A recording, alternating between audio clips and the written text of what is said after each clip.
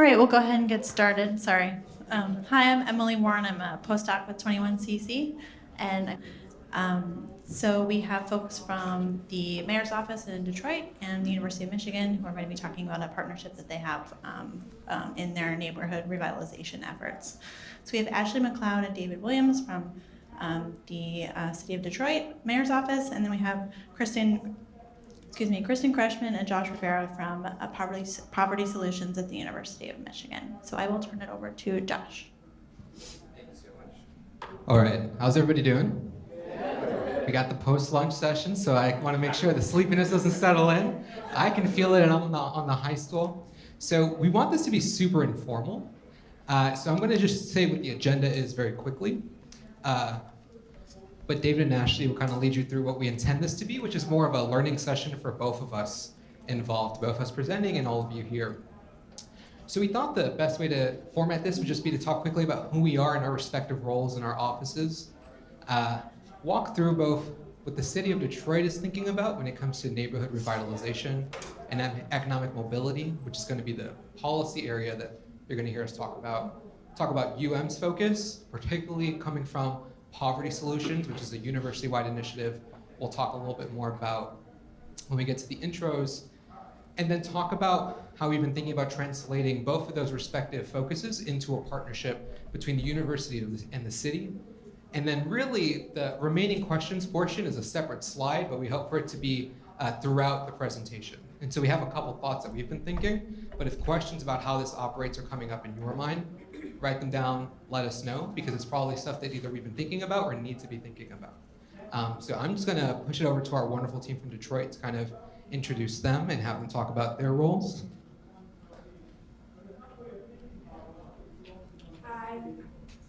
Hi, how are you today? My name is Ashley McLeod, and this is my colleague David Williams, and we're from the mayor's office on the Jobs and Economy team in the city of Detroit. What we first wanted to do is just provide context for just who we are and for the work that we're currently focusing on in the city. Something that we really thought that the University of Michigan would be great in partnering on us with was our strategic neighborhoods and how we're looking at how we want to create catalytic investments and changes in the city. And who best than University of Michigan to actually look at our data to understand, number one, the things that we've done so far, what have those impacts been? And then also as we start to formulate what we think our future investments will be, they can help set us up for proper program evaluation.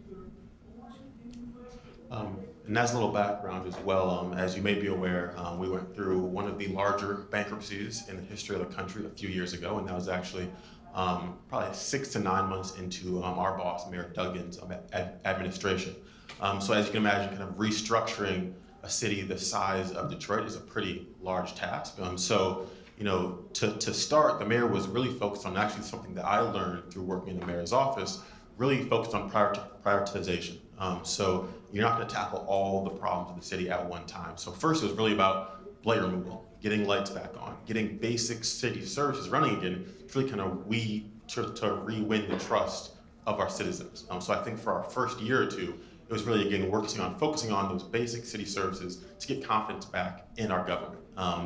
After that, our land bank owns, I think at this point, about 90,000 parcels of land in the city. So we started auctioning off vacant homes, getting people to move back into the city. Again, not the most complicated thing, literally like almost an eBay type platform to sell homes, but again, kind of starting to, become a more competent city. And the next step that we took, and I think one thing too, our team in the mayor's office is kind of looking at a holistic approach to economic development. So there's the corporate attraction side, there's small business and entrepreneurship, workforce development, also real estate and planning. So kind of looking at how do we grow the city in a holistic, comprehensive way. So again, looking at how we attract companies to the city, looking at how we support our entrepreneurs and small business owners through grants, through grant programs. Just kind of, again, looking at it through a holistic perspective, looking at new workforce programs so that as these companies come into the city, making sure that our residents are trained for those jobs and for those opportunities. And so I think, again, the mayor was reelected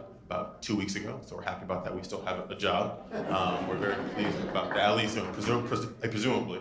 So I think this next step is really thinking about now that we've regained some of the trust of our community, basic city services are working. We're actually, we have these more comprehensive planning initiatives that are in place and working. What are those next steps? And I think one thing that we're focused on now, again, things are working and they're functioning. All these different departments have their programs.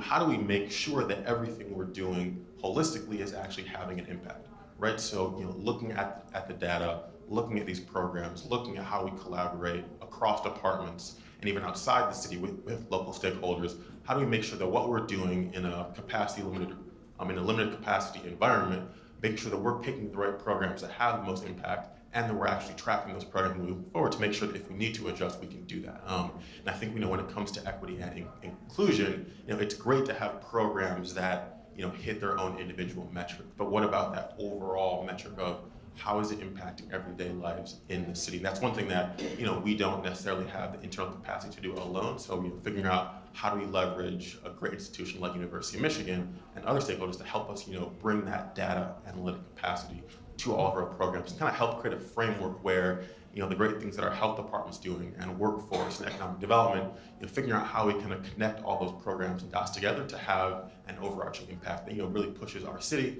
and our citizens forward.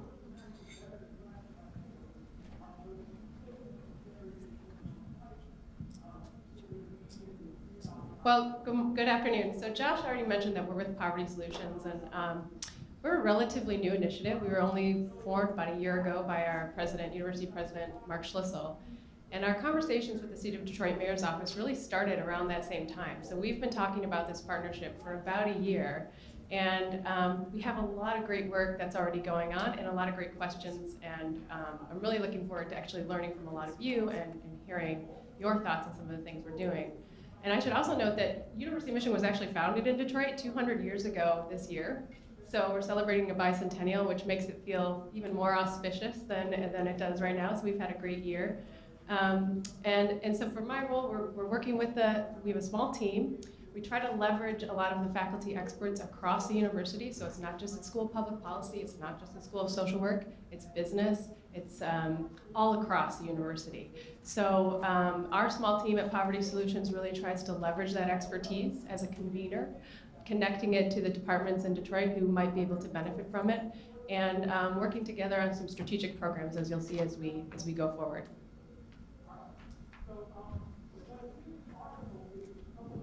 Okay, so this is a map of the city of Detroit, and I guess for a little context too. So one thing I'm excited about is, as we're kind of collectively looking at the issue of economic mobility in general, I think one thing that we're kind of uniquely positioned to do at the city is, we're kind of coming at it, in some respect, my personal biases, from an economic development perspective.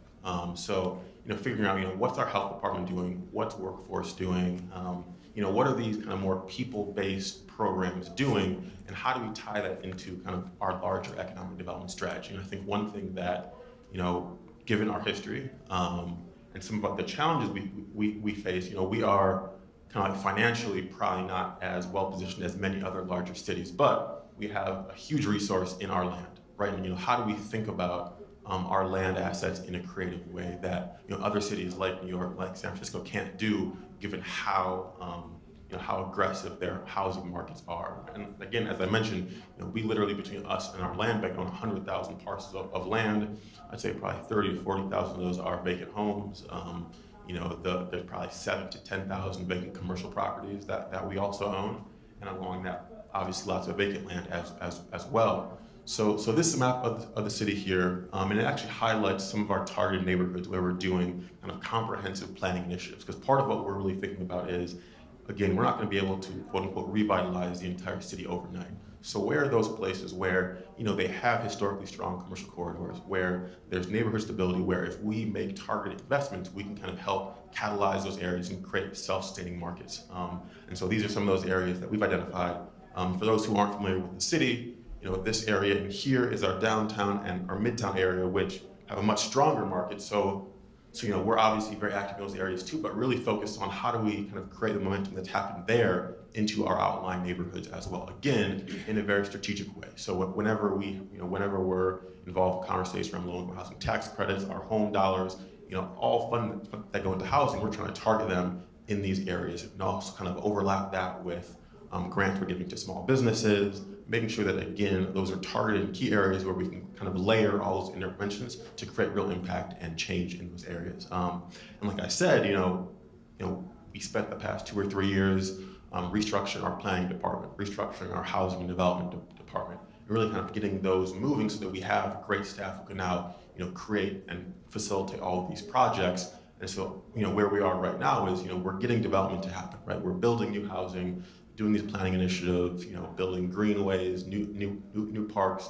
How do we now translate that physical transformation into social transformation as well? Because if someone lives in a neighborhood that we're rehabbing 10 new homes, we're building a new park, if their kid still has asthma, if they don't have access to a good school, if they don't have a job, they're really not seeing that benefit, right? And I think if we're not attacking those people-based problems as we transform the neighborhoods in a physical way, we're really not doing our job. So again, I think this is where we see having a partner like U of M who can bring that data-driven approach to help us see what we're doing right, what we're not doing right, kind of help us think through what those other interventions where we can kind of integrate the people and place-based strategies is, I think, one what I'm personally very excited about. And I think, again, given the work we've done for the past 4 years, I think now we're at the point where we have the capacity, we have that track record to actually kind of make some inroads into really impacting people's life in a holistic, comprehensive way. Well, David's shared the bulk of what we're doing here in the city, but no, you're fine. But the only thing, just to provide a bit more context, is within the city of Detroit, we have a very large philanthropic community, and they're also very excited now, as David mentioned, as we've come out of bankruptcy and we've shown that we can provide city services and that public and private partnerships are what really drives a lot of our economic development in the city. The philanthropic community has already done a lot of projects on their own, but now they're actually coming to the table as well to be a part of some of those discussions in order to revitalize these neighborhoods.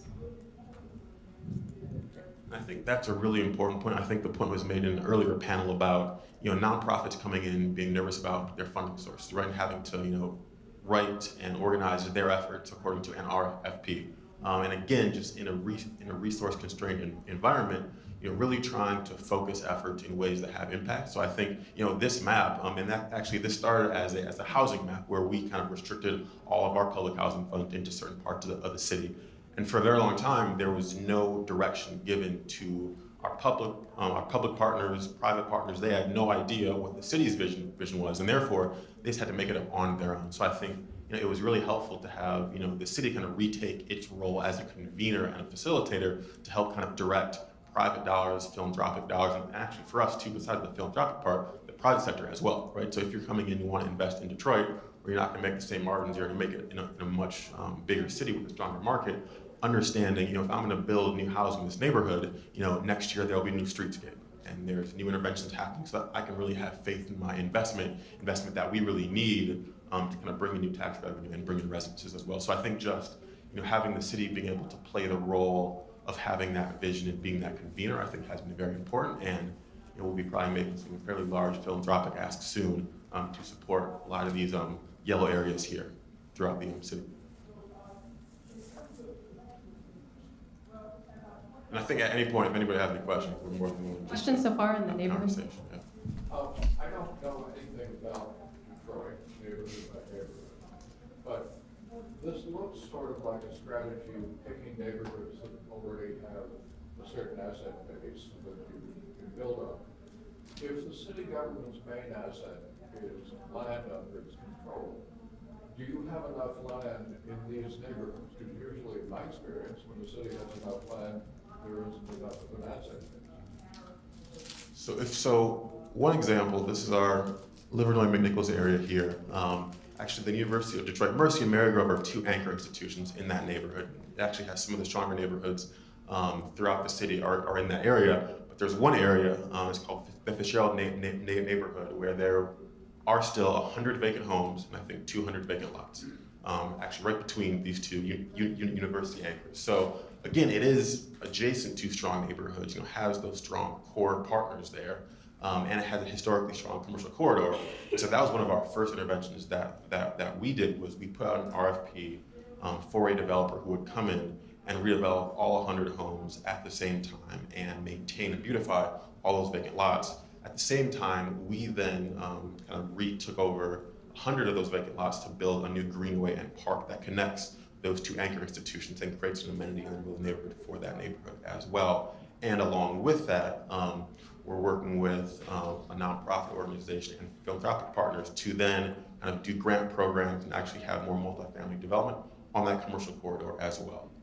So, even though these are the stronger parts of the city, I mean, there's still lots of vacancy that one is a challenge, but two kind of serve as an opportunity as well. So, and again, a lot of times it's, within these areas, finding those areas of strength to build on, kind of reinforcing those areas that have more vacancy or have some of those market weaknesses as well. So I think it's just, again, kind of layering on all those strategies in a coordinated way so we can kind of get philanthropic support, private support that goes along with all of our public interventions as well. One more thing to add to that. So, as David mentioned, we do, our vacant land is an asset, but also speculation has been an issue in the city of Detroit as well. And so what we hope as, property values improve, as commercial corridors start to transform, that those owners are encouraged to help improve their properties as well. Yeah, just like on the previous questioner, I don't think we are totally clear on how you pick these areas and what the metrics are. And between, the city governments always find themselves between these two poles to build from strengths where the minimum amount of resources is needed to tip something into the right direction. And being a government for everybody, what to tell the others, and where the highest needs are. And between these two poles, how did you pick these? Because, they are still sort of like scattered all over the place. And what do they represent, both poles, or are they all of them the same ilk, or what? Well, that's a great question, and especially important to our boss because he is a politician, right? So if he goes out on day one and has a map of the city showing certain places that are winners and certain places that are losers, that just doesn't really work for him at all, right? So I think from day one, I think his campaign message is every neighborhood has a future. And I think for honestly the first 2, if not 3 years, it was about turning on lights across the entire city, and that actually started in areas of the lowest density. Right, so it was saying, no, like every neighborhood, you will get your lights back on. You will actually get someone picking up your trash. Your roads will be plowed. So I think that it was really creating that baseline of city services working for everyone getting that improvement. And I think when it comes to economic development, I think just given, again, scarcity of resources, really figuring out, with our limited dollars, be it our leverage over LIHTC funding or our home dollars and CDBG dollars, we really do have to deploy those in a strategic way. So this map, I think the first map that kind of helped create this map was our hardest hit fund dollars. And so those were funds that we've been able to use for blight removal and demolition for the past 3 years. And that's actually federally mandated, had to start in the areas of highest density. So that was kind of the first map before this map was created. Following on to that was our housing map, which again, our housing director said for the longest period of time, people have been, applying for local housing tax credits, other federal funds, to build scattered site housing or other kind of affordable housing, but it would be in the middle of places where there was no other investment happening, right? So you'll drive through the city today, you'll drive through a neighborhood that's 80% vacant, all of a sudden you'll come across one block of 5 brand new homes in the middle of absolutely nothing, right? And those homes now can't get insured, just doesn't work at all, right? So figuring out, how do we target those investments in a way that brings back the whole neighborhood and isn't just kind of throwing good money after bad. So that housing map was saying, everyone gets city services, but with these dollars, we're going to focus on those areas that do have that density, that do have commercial corridors, where when we invest those dollars, we can actually create a market that is self-sustaining. Because again, these are our strongest areas, but you can't do new construction here without subsidy. Right? This isn't New York, it's not San Francisco. These are areas that are still very challenged when it comes to building new housing. So I think it's just, at least from the housing perspective, again, creating good investments that actually have a real return that can hopefully, again, create self-sustaining markets that then can help spread some of that development, outside of these areas as well. So basically, these maps were areas that have the highest density already, where we felt that new investments could spur other development as well and kind of create, again, these self-sustaining markets. Are these targeted areas well connected with public transit, appointment centers, and other community assets? Not being think compared to any other city, no. But I think in the Detroit perspective, yes, I think these are areas that do have better bus connectivity. Also, there's other fancy maps that our teams have that are creating like greenway connections and other connections that help tie these neighborhoods together. Again, so it's not these neighborhoods in isolation, but how do these neighborhoods interact with the surrounding areas and the other neighborhoods as well. So these are areas that I think, similar with the density conversation, these are areas that have been relatively well connected, and we'll work on connecting even more through bus systems and through things like greenways, park systems, et cetera. Something we mentioned before about aligning our place-based initiatives with our people-based initiatives, something that we're starting to think about, and these are very early conversations, is about mobility. And so being that we are the motor city and we have like Ford and GM and also interest in autonomous vehicles, one of the assets we have, since we haven't been as progressive in mobility, is that we can start to think about how can we leverage autonomous vehicle technology in order to even better connect our neighborhoods.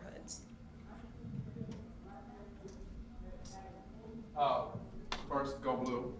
Can you just say a little bit more about evaluation, and how you're partnering with the university on that? What timelines are you looking at, and just what is your general framework, and how does that either complicate or accelerate your work? Good question. Actually, Josh, if you want to go to the DMAX slide, we can skip ahead a little bit, because we do have one really innovative model, I think, that's partnering with communities to do some of this evaluation in real time, and Josh is working sort of on the front lines of that.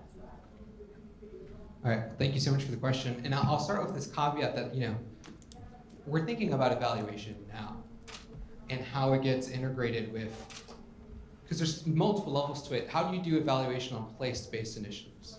What does it mean for neighborhoods to go from okay to better? And we're also thinking about evaluation in terms of just interventions that are at the person level. How do you sort of think through being better about tracking outcomes?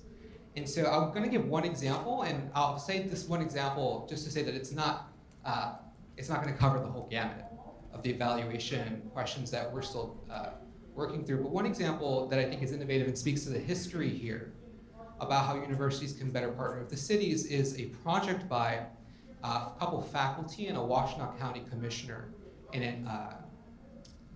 been working with us at UM, and it's called the Detroit Metropolitan Area Community Study. So the University of Michigan has had called the Detroit Area Study since around the 1940s and 1950s. After the Second World War, the university expanded its investments in survey data, and one way it trained its practitioners in sociology and survey practice was by fielding a survey in Detroit. And that survey became sort of an academic tool.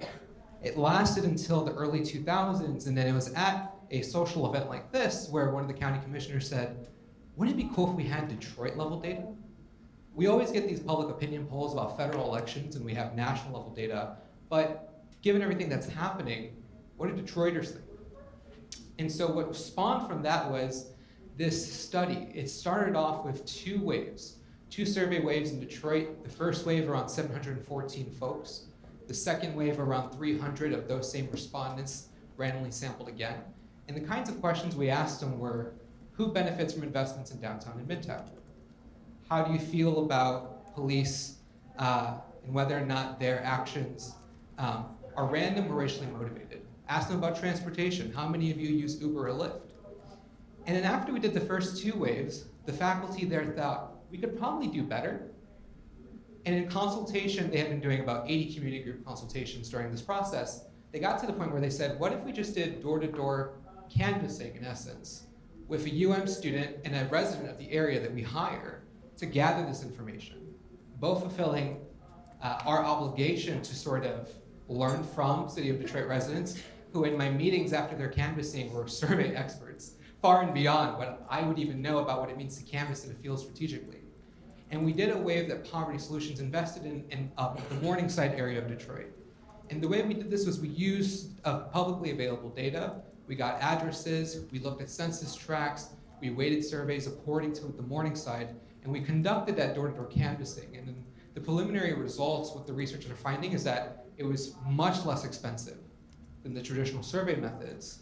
But second is that we were able to get traditionally underrepresented populations, younger kids, those who live in multiple family households were easier to reach through this method. And what we're thinking about extending this from the field of public opinion to evaluation is, could we do this as sort of a pre-post and control group survey of neighborhood initiatives? Could you, in essence, think about one of these place-based initiatives happening, doing the pre-survey in the place that received the intervention, and in a place that did not, that's similar according to the data, gathering a matched control group, and doing the post-survey to gather what is in essence often missing from place-based initiatives, which is a robust answer to the question of, what if we didn't do this? What would have happened in that world? Would they have been as well off? Would they have been worse off? And so that's one way that we're thinking about evaluation at the University of Michigan. And it's a product that we're hoping to push forward as the partnership goes forward.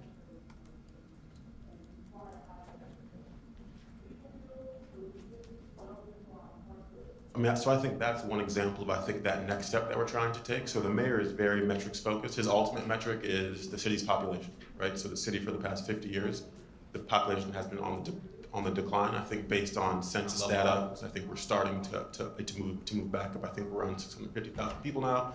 I think hopefully starting to kind of level off and move back up. And again, in his cabinet meeting every week, everyone has to report out their metrics. Usually that's EMS response time, police response time, how many permits have been issued. And so I think what we're doing now is trying to take that metrics-based approach, but focus more on people, right? So saying all of our programs, they have their own metrics, all of our departments have their own metrics, but again, a better response time is obviously a good thing, but is that, along with all the other initiatives and all the other improvements, really impacting people's lives? And so I think that's what we haven't had the capacity to do yet. And I think now with this focus on economic mobility more broadly, and having a partner like U of M, really thinking about, if we are doing all these things correctly, what is that metric that we should be impacting? Is it median income of all of our residents? Is it these perception surveys of how people think about their neighborhoods? Is it overall income? So I think that's what we're kind of grappling with now is, beyond focusing on those individual programs and initiatives, again, if these are all functioning well, what are those metrics that we want to track to see what the impact is on all of our residents? So I understand you have some master planning or so going on in some of these targeted areas. I thought you may show some of what that master plan aimed for. But my question is about the end game for the whole city. Since Detroit is so super large and is so unsustainably large and automobile driven large, and do you have the hope that under this vaccine everybody gets all the services, that you fill this all back up one day? Do you have a target for what that population would be? Or are you still entertaining the idea that some areas just have to be let go? So again, the mayor's campaign promises every neighborhood has a future. So the previous mayor, he actually did, Dave Bing actually did a great job with Detroit Works, kind of the progenitor for all of our planning projects now. I was kind of looking at these questions of, what areas are sustainable, what areas aren't. And I think, part of it is that political message of areas being let go isn't one that's really palatable. And I think also it's not really realistic, right? Like, all these places are still going to be there. There will be people living in all of these places. We're not gonna, maybe we had the legal ability to do so maybe 15, 20 years ago, but with our eminent domain rules in Michigan, we actually can't do that, right? So I think, again, what we're focused on, again, is creating city services for everyone, right? Garbage gets picked up everywhere, blight removal everywhere. But, again, figuring out where those areas of strength are and building off those, so that if there is that person who is the last house on their block, we're not gonna kick anybody out, of course, but they might say, oh wow, this place a mile down the road is actually a great place now. I'd like to move there. So I think it, again, is focusing on those areas of strength, building strong neighborhoods while creating a threshold baseline of city services everywhere. And I think creating places that people want to go, not trying to force people out of where they have been. That's been our focus. That's still open-ended. No, it absolutely is. Right? Like we're not going to create a master plan for every parcel in the city. We just can't do it. We don't have the time to. So we have to focus on where those strategic investments go and kind of trying to drive growth in those places. So just anecdotally speaking, most of the people Chicago. Yeah. So what exactly is the city doing? What is the University of Michigan doing to try to keep, those young graduates, especially the ones that are entrepreneurs, in the city of Detroit? Well, I can speak to the Entrepreneurship Park because I worked on that before. It's a Poverty Solutions Initiative. If you haven't been back to Detroit lately, there is a huge entrepreneurship ecosystem there now. And we have a ton of accelerators, incubators, Y Combinator and others are there. I know there are a lot of startups who have begun their work as students at U of M who continue their work either in Detroit or Ann Arbor or in that Southeast Michigan area today. It's increasing exponentially. So I do still think we have a lot of people who go right after graduation, but what we do see is that they may go for 10 years, 20 years, get some experience, but then they come back. So a lot of people do come back. There's that gap, and I think we're working on it. For entrepreneurship, U of M has about 15 centers and institutes that support entrepreneurship across campus. So that's the Ross School of Business, of course, has a lot of funding towards entrepreneurs and getting them to stay, giving them seed funding to stay and start up in Michigan. But there are several others across campus that even support liberal arts students, people from the School of Public Health and others. So I think that's been in the last 5 years. So we've seen a lot of growth supporting entrepreneurs in Michigan and trying to get them to stay. I think David and Ashley probably know a little bit more about Detroit's programs, but from what I can see, we have a lot of partnership around entrepreneurship in Detroit with the U of M and Detroit accelerators. So we try to cross-promote what each other is doing and give our students opportunities in those places. Just to expand on that, the Detroit Economic Growth Corporation, they have many programs to help support from all the way from business planning all the way up through cash grants for entrepreneurs in Detroit. This does so that could attract students to come back. And there's also there's also been a big push around like industrial development as well, which will not only help bring jobs for hourly wage jobs, but will also bring in some of that tech and engineering talent that Michigan and other universities in the region provide. Like Detroit's just cool again. I'm not like we didn't really do that, right? Like we can't do that, but I think we're trying to take advantage of the fact that people want to be in urban places, especially for people who are from Michigan, right? I think it's actually funny. I was watching the mayor. He had he's on a local kind of Flashpoint talk show, and it was about when the Pistons were deciding to move back downtown, and the county exec from Oakland County, which is north of the city, which is where the Pistons were before they moved back, kind of lamenting the loss of the Pistons, talking about that competition, kind of the cannibalization within the region. And the mayor pointed out that we're not trying to cannibalize our county to the north, but it really is about, for a very long time, Southeast Michigan had good suburban options, right? So if you wanted to open an office park, fine, do it in Oakland County, but there was no good urban option. I think any strong region needs to have good suburban options, but also have a strong urban core that can attract people who want to be in a strong urban core, not go to Chicago or New York or another big city. So I think we're just really focusing on being a place that is open to business, open to young people, old people. It's open to everyone, and kind of creates a strong option that our region hasn't had for a very long time. So yeah, we're not the ones branding ourselves as like the new Brooklyn or the new Oakland. I'm not sure what the new thing we are now, but I think just kind of creating a place that people want to be. For people who are from the area, but also starting to attract people from, the national scene as well. Could you tell us about initiatives regarding job, workforce training, job creation for people who have been living in poverty or traditionally the people who used to go to work, whether history, high school education? Could you tell us about that? Well, one thing that the workforce development team has been working on is the Randolph Technical Center. So they just recently revamped the school that focuses on the construction trades. And so since this summer, they have increased enrollment. They have literally remodeled the school. And this is all in support of an ordinance that's passed that requires 51% of hours working in development in Detroit, construction hours, need to be fulfilled by Detroiters. In order to fill that talent gap is the goal of this school. And so, like I said, this still has it's still in the beginning stages. However, we hope that it can help fill that gap. And I think beyond that individual initiative as well, again, I think one way the city is kind of reclaiming its space as a convener and facilitator is that, again, for a very long time, we have hundreds of workforce development organizations in the city, and they're all going after different grants for their programming, right? And I think the issue was, again, this isn't my wheelhouse, but I work closely with our workforce director in the city, is that people would get a grant, they would train people for whatever that grant told them to train them for, then hope they'd get a job, right? And so I think now what we've done is kind of creating a task force of all the local CEOs and saying, hey, what jobs are going to be available in 5 and 10 and 20 years?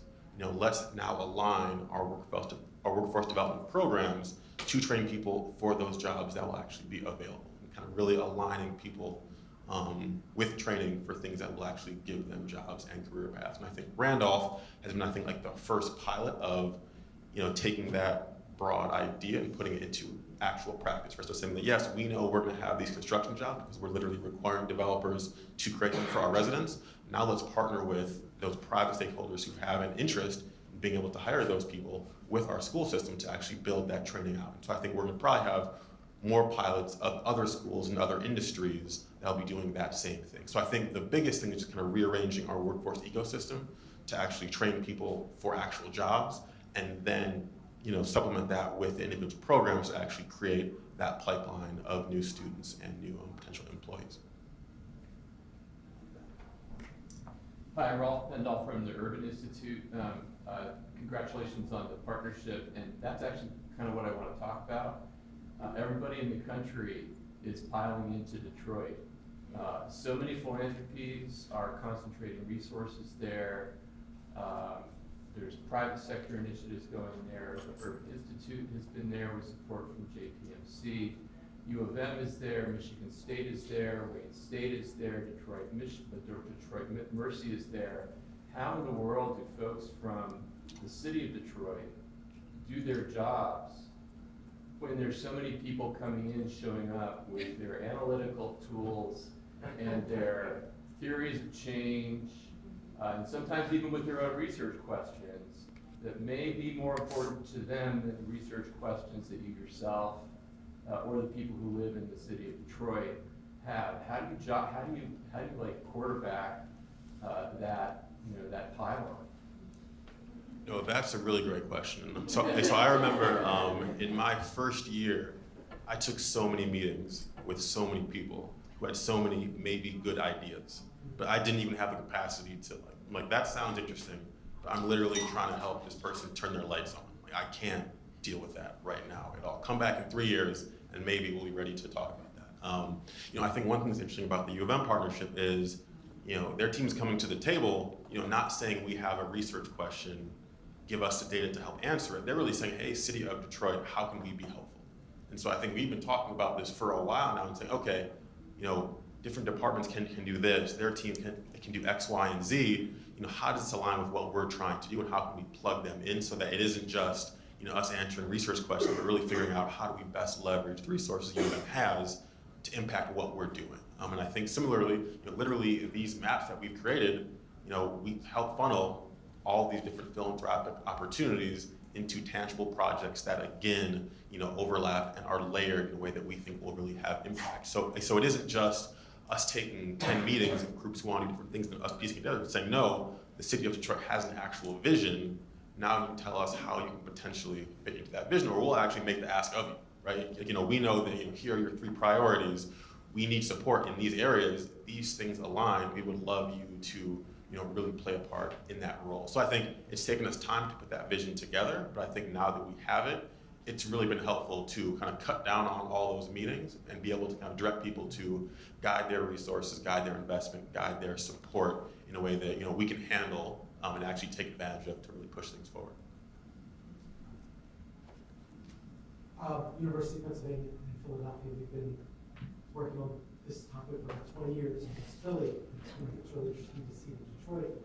We focused on an anchor institution strategy. I'm curious if Detroit organizes or coalesces its anchors.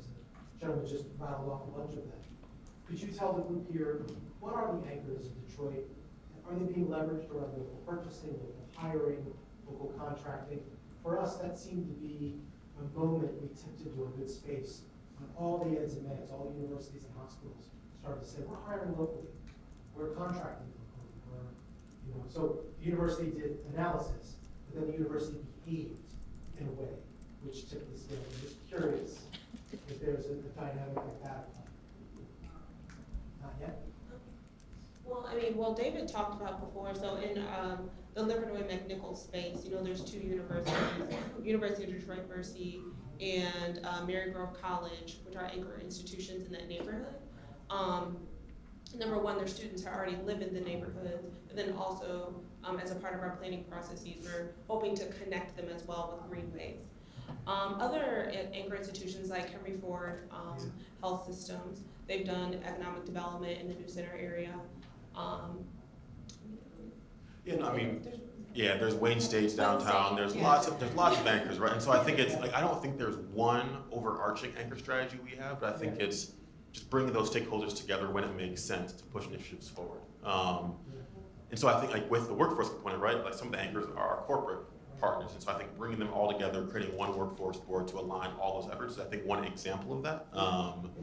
Sadly, U of M is not headquartered in downtown Detroit. Otherwise, that'd be my main anchor strategy, probably. But so I think it's part of the overall strategy, but I don't think we've articulated it in the same way that it sounds like Philly has. But I think there's probably some opportunities to do a little bit more of that as well. Yeah. Because I think it's an interesting moment for Detroit. So great presentation, y'all. Question, I saw the economic map that you guys had initially, and I know I'm from the city of Portland, and we know that when those maps go up, investors tend to go to those areas. So we started a commercial tenanting program for businesses in high opportunity areas to guarantee opportunities for emerging small businesses, businesses of color, and things like that. Can you explain your process in which you're going to kind of try and be intentionally inclusive to those concerns? Yeah, the Detroit Economic Growth Corporation, which are our colleagues in planning, helping do the planning processes with the city, they have this program called Motor City Match. And Motor City Match helps provide grants and technical assistance for business planning, all the way up to cash grants, and also helps align them with top properties, some that are in the commercial corridors. And from our economic development standpoint, we want to encourage them to, number one, stay in business and increase their sales, and be in those strong commercial corridors. And so, our planning activities that help promote that are some of just the streetscape improvements. We're committing a lot of resources to literally improving the streets and making the streets and sidewalks wider in order to support sidewalk cafes and more street festivals and things like that, in order to help encourage those small businesses. And specifically around when you said minority business owners, well, Detroit is a city that is 80% Black. So due to the nature of that program, it will essentially support minority business owners.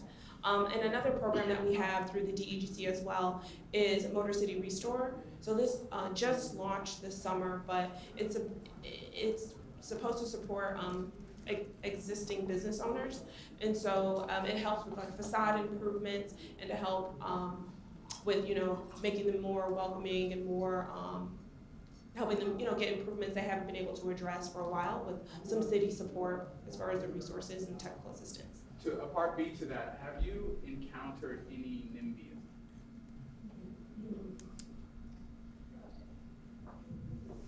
I mean, yes, like everyone does, right? Like there's some kind of that. I think Detroit's a unique place, right? And so I think even with kind of the issues that you brought up with local businesses, I think we're in a place where typically we're 5 to 10 years behind a lot of our peer cities in terms of economic development. So a lot of times we're just trying to spark the market in ways that other cities don't have to. So it's kind of that balance of trying to create that market activity that if we're really successful, then we'll have to deal with the issues that other cities are dealing with, right? And so I think we have the opportunity to be proactive so that as we're trying to spark that activity, we do make sure that those people who are part of that are, local folks who've been there for a long time, women-owned businesses, minority-owned businesses. I think we're doing that pretty successfully. But it's always a balance of just given where we are having to kind of spark that activity, but also kind of having that proactive outlook to make sure that we don't have the problems that larger cities have in terms of people getting pushed out. I think to the NIMBYism question, I think a lot of what we're dealing with is actually just regaining trust in the community, right? So I think going to a place where literally there are 100 vacant homes and 200 vacant lots. We're saying we're going to come in and help redevelop these homes, maintain these lots, and there's skepticism to that, right? Because it's someone saying like, this sounds good, right? I don't see a negative to this, but I'm pretty sure I'm gonna get screwed over somehow, right? And so I think a lot of that is just having those conversations and really being transparent, but really kind of putting in the work to explain what's going on and talk about how economic development works, what the plan is, who's coming in. Being thoughtful about, again, being sparking the market, but being thoughtful about what that future looks like. So I think a lot of it is that people have been promised a lot for a very long time, so they just really don't believe what you're telling them until they see the results of it. So I think we're really focused on having that long-term vision, but also not promising that we can't deliver, right? So saying, yep, like we're going to do X, Y, and Z, and you're going to see it on this timeline, and if you don't, then you have something to really complain about, right? But I think a lot of it is, it isn't NIMBYism that you see in other places. It's more just really trying to regain that trust in what city government does overall. I'm Matt Rogers, also from Urban, and can ask sort of the flip side of what Rolf asked at the national level. I want to talk a little more about the individual community voices and that sort of thing, how that informs the decisions that you've made. You just alluded to coming in and doing community meetings and explaining what you're doing and how it's going to benefit people and the skepticism you encounter. Are there examples of community-driven decisions and community-driven ideas that have been incorporated into your planning? And can you talk about what some of those are and how you go about implementing ideas that come up from the community and implementing those priorities you hear in those meetings before the plan? I would say there's like two things that come to the top of my head. So the first one is when we have a planning process that lasts at least like a year, and what that includes are several community meetings. So this can be charrettes, this can be with consultants, having like one-on-one conversations and interviews with the community and with community leaders, and also the mayor established the Department of Neighborhoods, which is across all of our districts. We have 7 districts across the city, and those are specific people who are the pulse of the neighborhood. So that said, before there's even plans to make a new park or do a new reinvent a whole new corridor, there's conversations that happen, with community members. And then the second thing, last October, the community benefits ordinance was passed, and so with development that's greater than $75 million, there's developer and community conversations that are had in order to address some of the concerns that the community may have with that development. TBD on the overall impact of that, but I feel like at least the first step of that has been that the community has had a voice at the table with developments, and so far I feel like they felt like their voice has been heard.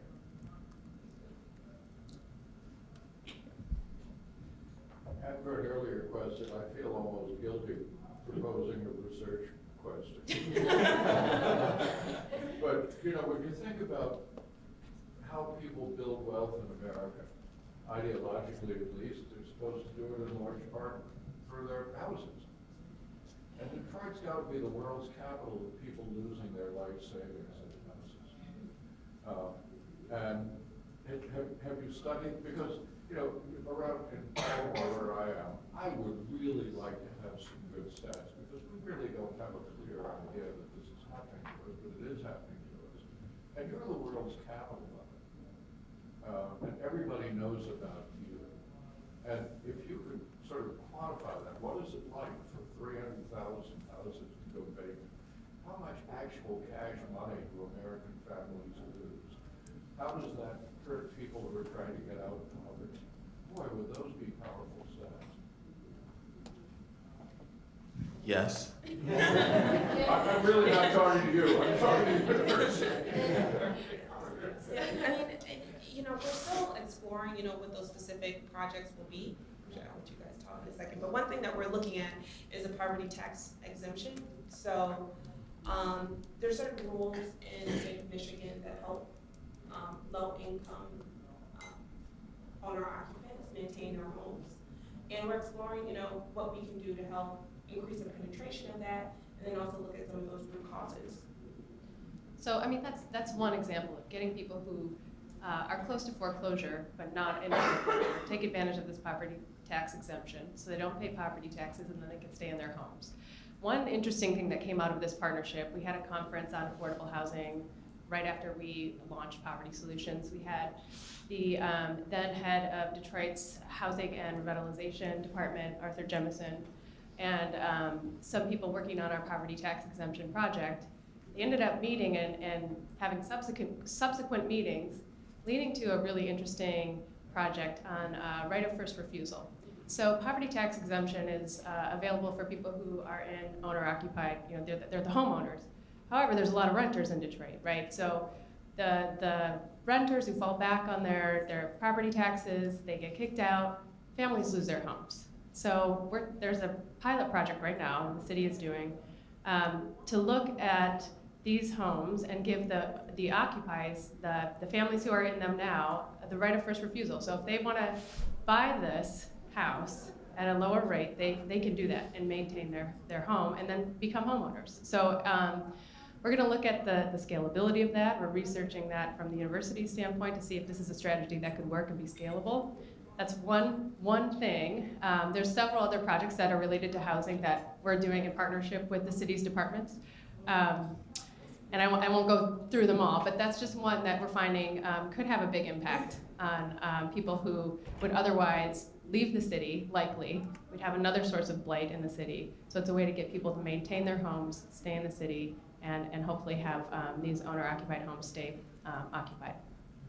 Yeah, I think it's just a really good point in general too, because again, I mean, it is an overwhelming problem. I mean, like overwhelming in the actual sense of like it overwhelms us to have to be able to deal with that. And I think again, just given all the other work there is to do, I mean, it's all important. So I think that's why a partnership like this is very important, right? To have some capacity on the academic side, the intellectual side, to think of creative ideas that just given our everyday work, we aren't always able to think about, to say, oh, hey, like here's something that you might not be aware of, given the city's statutory authority to do this, you could try it out, right? So I think that's what I'm excited about, to just have more partners like U of M be at the table to help us look at what's going on in general that might not fit within one department's wheelhouse, right? And say, hey, here's something that has an impact on everything you do. I know you don't have time to really analyze all this data. We can do that for you. We'll come to you with this idea, and then you as a city can decide if it actually makes sense politically or if it's feasible to actually do it. So I think, that was one of those kind of small pilot programs that, was able to save 100 homes,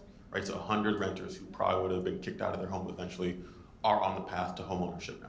That's a drop in the bucket of the entire, tax foreclosure crisis in the city, but it's one step that I think was made possible by multiple stakeholders looking creatively at an issue that the city alone, wasn't going to probably take up without having been pushed a little bit. Hi.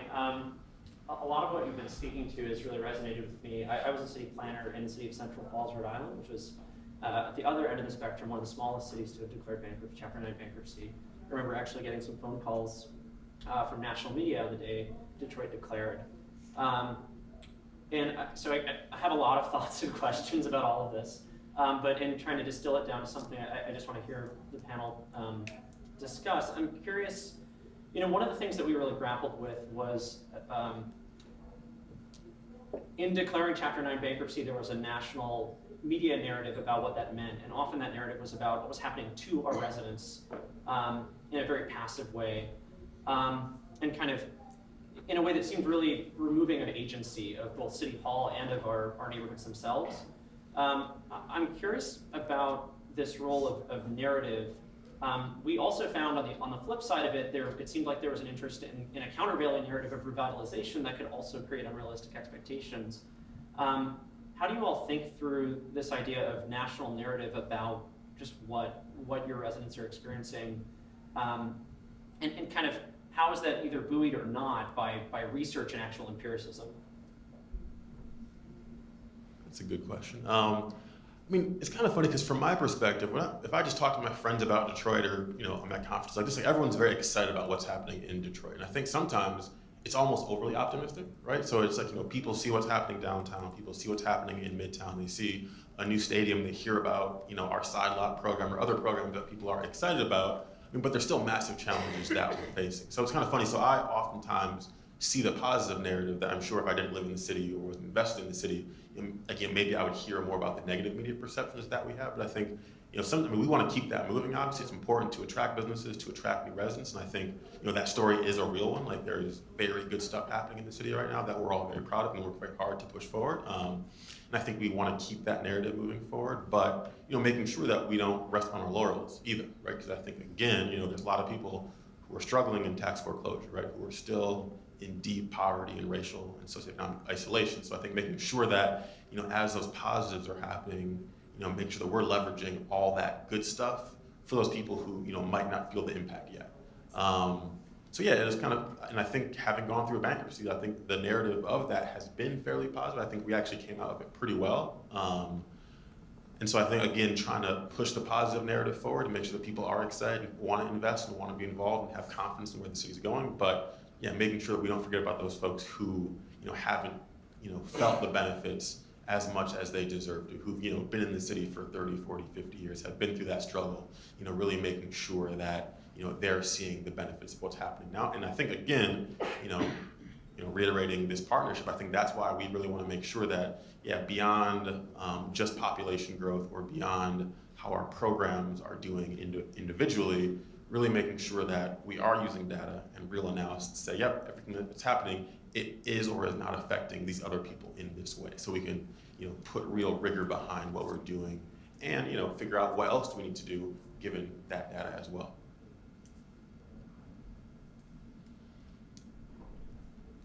Often we get kind of from the Mayor's Office of Criminal Justice in New York, and we're doing a lot to try and measure community sentiment, not just about, typically it's to talk about legitimacy of the police, but we're trying to measure it for all of the different city government agencies in New York City, specifically for people in public housing. So I was just wondering if you talked about wanting to rebuild trust, rebuild sort of confidence of the community in government. What are some of the indicators, and have you used any sort of surveys, or we're trying to just scan the world for how other people are measuring sentiment and confidence as well? I can speak a little bit to this. One of the benefits of having so many political scientists and others from across departments at the University of Michigan is that you come at this question of like, what does it mean for government to be legitimate in the eyes of people? And depending upon the department that you're in, they're going to come up with very different questions. And so I would say that our tack now, at least with the survey tool that we've kind of been thinking through, is that there's several ways to sort of elicit opinion. One of the best ways is how people act. And in that way, people will tell you if they trust their government by if they're coming back. And so hard metrics that account for material well-being, such as population and people coming to the city, that's one way. Another way is through sort of several measures of how people feel integrated in their neighborhoods. So in the Morningside community survey, one of the things we asked them about were sort of if they knew about the existence of certain members that the kind of city had put forth to be sort of like neighborhood managers. The title I'm kind of missing off the top of my tongue. We would ask them questions like, do you know who this person is? Have you ever heard of this title? And that's one way to get at it, and it sort of serves two purposes. One is to give us a sense of, government legitimacy also comes with kind of like government knowledge. And people who tend to have a lack of trust in their government also tend to not want to know more about these people who they don't see as serving them. So that's one way we're thinking about it. The second is to then ask direct questions about interactions with public officials. So we've asked them a broader way, a battery of questions around activism, such as, when you interacted with the police, how did you interact with them? Was it at a rest stop? Was it at a community meeting? Did they happen to be in your same church? And we've also asked them that questions about their own sort of political participation, such as, have you donated to political campaign? Have you volunteered locally? And so in those ways, I think we're trying to get at a little indirectly what your question is, but it's sort of at the frontier of what we're thinking about more broadly.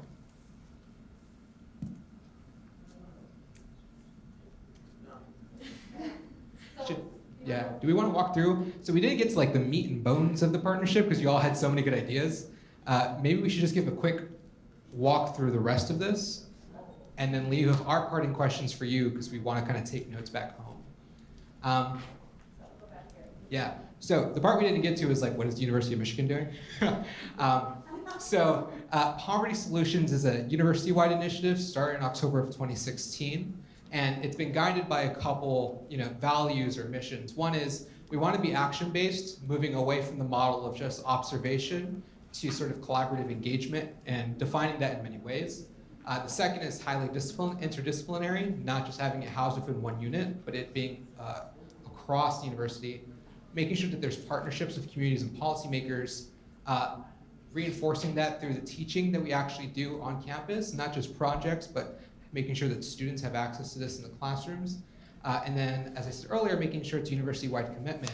And one of the things that Kristen had put together was, this is just a snapshot of a couple projects that the university is engaged in Detroit. This is not exhaustive. I mean, as the fellow in the back mentioned, there's a lot of things happening, but these are kind of examples of the types of things that we're thinking about, whether it's faculty-directed projects, such as looking at the effects of the EITC on housing instability, or it's faculty community projects, such as one that we'll show a video later about developing a community health workers model in one particular neighborhood in Detroit.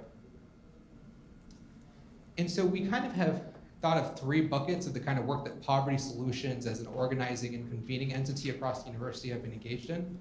One is the bread and butter implementing pilot programs, but ensuring that those are evaluated. And the second is providing two sorts of technical assistance that we're engaged in. One is on the evaluation and data analysis side, and then the second is on program improvement, which is the bulk of the work that we sort of didn't get into because it's a laundry list, but it goes back to a lot of questions that were asked here.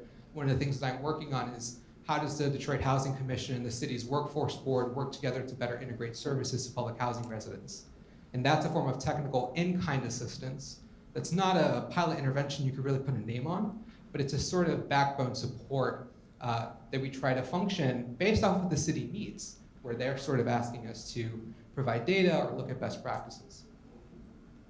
So everyone likes a break from a presentation with a little video. So we're just going to show this. This is right off the press. You will be the first public crowd, I think, to see this video. Not quite final. Not quite final. And it's about the Community Health Workers Project in the Cody Rouge neighborhood of Detroit. So this is just a project in a small neighborhood, Cody Rouge in Detroit. It's community-based partnerships. We're partnering with the Detroit Health Department on this, our Institute for Public Health Policy and Innovation, and several insurance companies in the area. So we're employing local folks, local residents from this neighborhood to act as community health workers.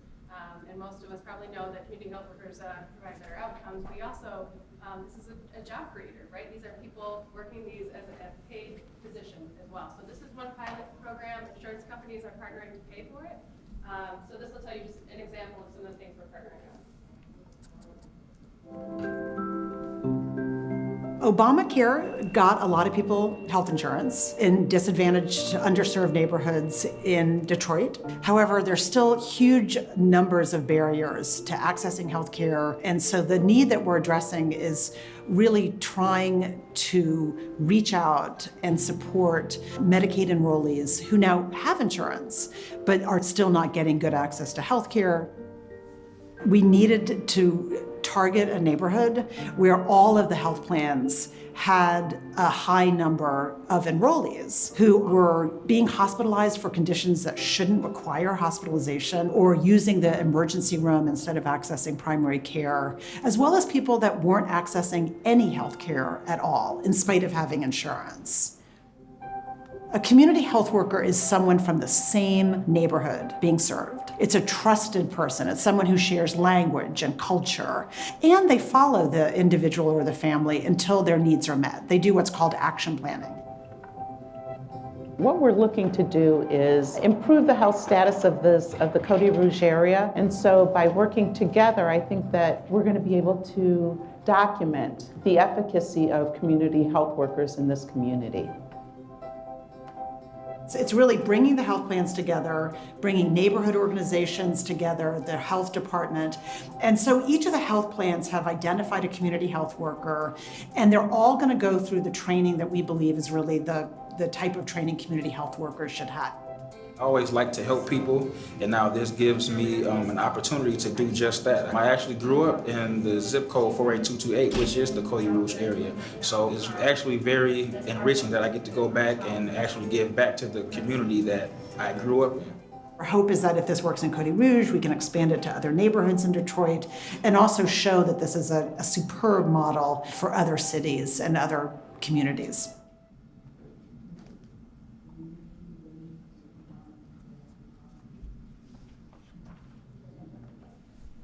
Yeah, so I think we have 10 minutes left. Maybe we can talk a little bit about our sketch of the partnership and then leave with the questions. Yeah, I mean, I can start. This is like the cheesiest way to summarize a partnership, right? It's like you put the Venn diagram together. But what I wanted to do is sort of like, there's always the question of like, how do these things start and why do they exist? And for us, one of the things that we were thinking when Poverty Solutions started was the university had a goal to sort of choose a subject that people could galvanize around and leverage the University of Michigan's resources in a concerted way. And a lot of the value add for us is sort of this mission-driven engagement that gets you outside of the traditional confines of university and into the neighborhoods that serve you and that you serve. And so I think this partnership was a natural outgrowth of what David and Ashley and a lot of the other teams at the city of Detroit were doing in our conversations. And in thinking about sort of that collaboration as a neighborhood-based or mobility-based partnership that we could help move forward on. And I think just for us, it's very timely because again, I mean, we've been working very hard to just get to be a functioning city again. And so I think, now we're trying to look at how do we align all these efforts. And for me personally, I think that economic mobility is a very powerful framework to actually do that, right? So again, if we're building affordable housing, making sure that the way it's structured, the way it mixes neighborhoods actually improves people's lives, right? Workforce development, again, getting people jobs, making sure they have the other support, that helps them have a more fulfilling life. When we're redoing streetscape, right, making sure that it is layered with other interventions that make neighborhoods stronger and safer for those residents. And so I think, again, trying to find ways to leverage good partners like U of M to help us really put rigor to that vision and then kind of creating that framework to help align all those efforts. And again, I think that economic mobility, really figuring out how you move people up the socioeconomic ladder, is a good framework to align all of those efforts. And so I think that's, right now as we're moving forward, kind of fleshing out logistically what that partnership looks like, mechanically what it looks like, but I think we're, pretty aligned, with that vision. I think we as a city, as was mentioned, kind of referenced in a question earlier, I think we're at a position now where, this is what, I think, again, this framing is like how we're trying to look at things and just leveraging as many partners as possible to help support those efforts.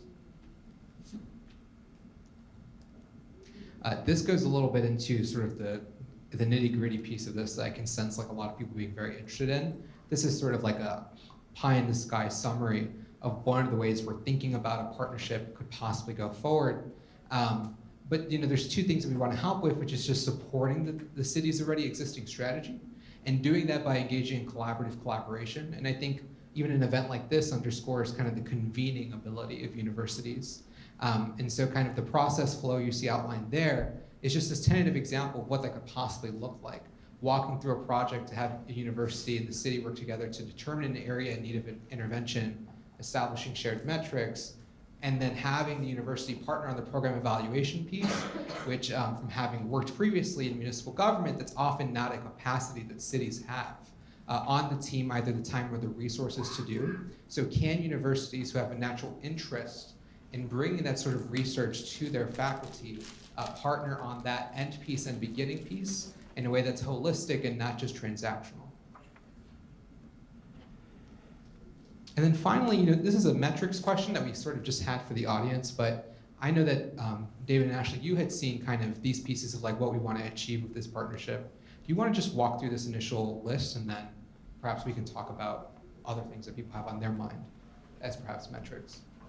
I mean, I think one thing, especially coming from the economic development perspective, a lot of what we see is, as neighborhoods are changing, as new investments come in, there is some skepticism, there is some worry about how that will affect me as a resident. So I think, one thing that we obviously think of is, as we're going into places, as we're, piloting different programs, making sure that those residents who are there, get to stay there, help shape that change that is happening, but obviously, get to make sure that they aren't displaced also. I think that's kind of one of those, main goals, or those two first goals are making sure that we're thinking critically about that displacement as economic activity is happening, as development is happening, and making sure that residents are the ones, have the capacity to, are being supported to actually help shape how that change is happening. And again, the overall goal is, as we do the neighborhood transformation efforts, as we focus on the physical infrastructure of a place, making sure that the people who live there are receiving those services to be able to benefit from and participate in what is happening. And I think for accountability,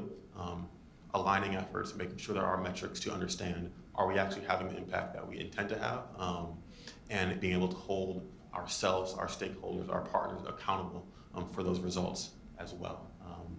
And I think with that, that helps determine, do programs need to be changed? Are there new programs that could be implemented that might fill a gap in what we're doing? These are all kind of some of the thoughts that we've been tossing around as we move forward with this idea, with this partnership, and which kind of the things we're thinking about moving forward on. Great. So we have little time, but I want people to sort of reflect on these discussion questions or any of your own that you have. And if there's any suggestions, please take one of our business cards and email us. We really would love the collective expertise of this room to help inform what we're doing going forward. So I'll just leave it here. If there's any last thoughts that people have had about any one of these kind of discussion things that we're personally thinking about, we'd love to hear it. But if not, that's okay too. Yeah. If you want to go grab another coffee, that's totally fine, because I'll join you. Andrea was at Georgetown University. I used to be faculty, and I'm married to faculty, so I love faculty. I'm not faculty anymore. But you get a lot of faculty who are experts in poverty and education and healthcare system.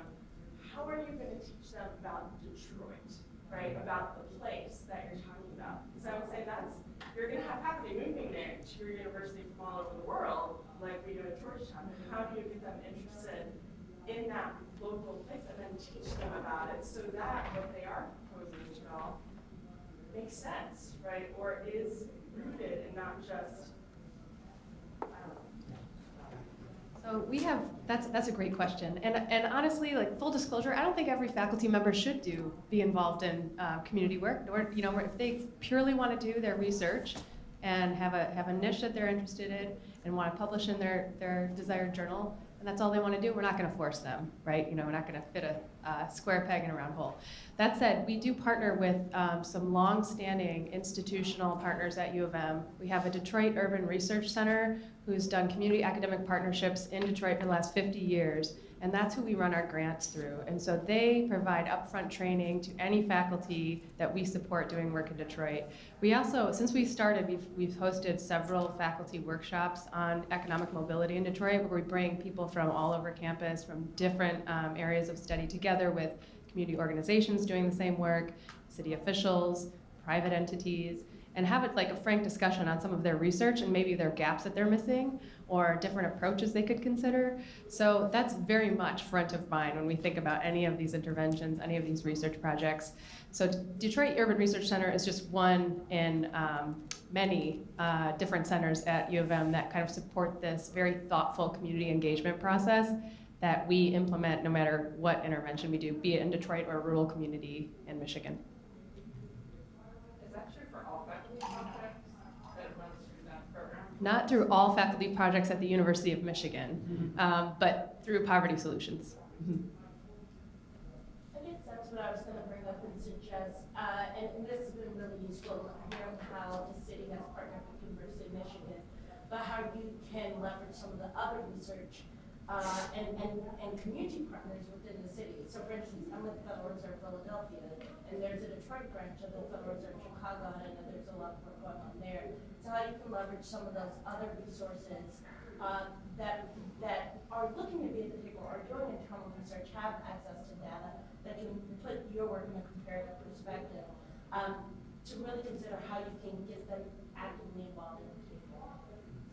I think that's a great point. And I think kind of this is almost a first step, and I think it kind of helps create that overall framework that isn't necessarily just U of M, right? I think they're helping us think through it, and they're great kind of thought partners in that. But I think just having the economic mobility lens, I think will allow us to bring on other partners who are interested in tackling problems from that perspective also. think it's probably our last question, because it sounds like we're wrapping up. Okay,